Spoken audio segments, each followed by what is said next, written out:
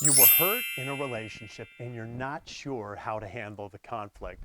I'm Coach Marc Paul. Thanks for watching my channel where I give dating and relationship advice for those who desire to move their relationships towards marriage. If you haven't already, hit that subscribe button and the bell below and you'll be notified every week when a new video comes out. First, let me share some of the wrong ways people handle conflict. One is the retaliate. Retaliate. Call in the infantry and just hammer the other person. Give them a piece of your mind and show them who's really boss. It's time to get even and unload all your anger and your wrath on them. After all, they hurt you and they deserve it, right? Number two, stonewalling. Give them the cold shoulder. Don't talk to them. Go silent, because the silent treatment, it worked for you when you were in preschool. Ignore them. Avoid resolving the conflict. Make them feel like crap and hold it over them, and don't let them forget what they did to you. Number three, walk away. Slam that door, hang up that phone, show them that you're in control of how this issue will be resolved and when this issue will be resolved. If they come after you to talk and resolve it, just keep walking and let them sit in their misery. Be passive aggressive. Number four, emotionally stack your hurt.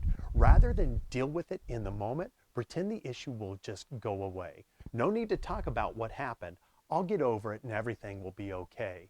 And over time, what happens to everybody is when we hold in the hurt, eventually months later, we explode. We emotionally stack one pain on top of another until the TNT just goes off.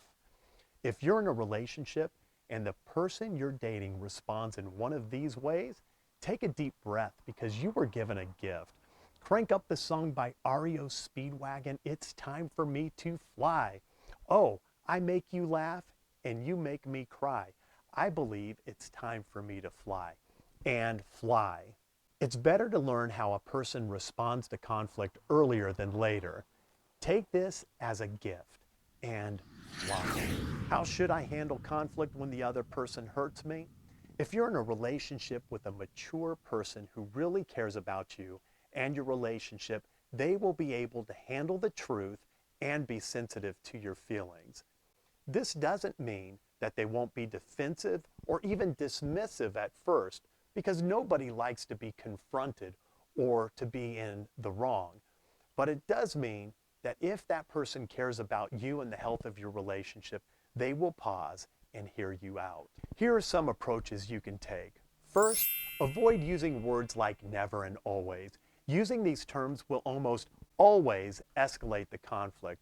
Rather, try using what I call the when, what, and how. Be specific when the event happened or when they said something, then what was it they said or did, and then state how it made you feel so they can capture the emotion. Number three, the feel-good sandwich. Start the conversation with something positive about the person in your relationship. Connect with the person in a way that lets them know that you're in this together and this relationship is safe. Then share the negative and what you're saying, and then end it with a positive. The positive will soften the discussion and make it easier.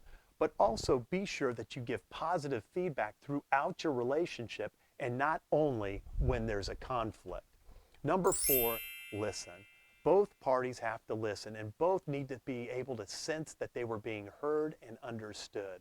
James 1:19 says everyone should be quick to listen, slow to speak, and slow to become angry. Number five, forgive. Let it go. Ephesians 4:26 says, be angry but do not sin. Do not let the sun go down on your anger. Do not give the devil a foothold in your relationship. The key to moving a relationship forward is forgiveness. Do not allow resentment or bitterness to be a part of it. Forgiveness will move you forward and help you grow.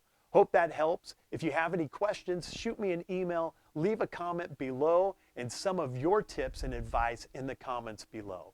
Until next time, live victoriously.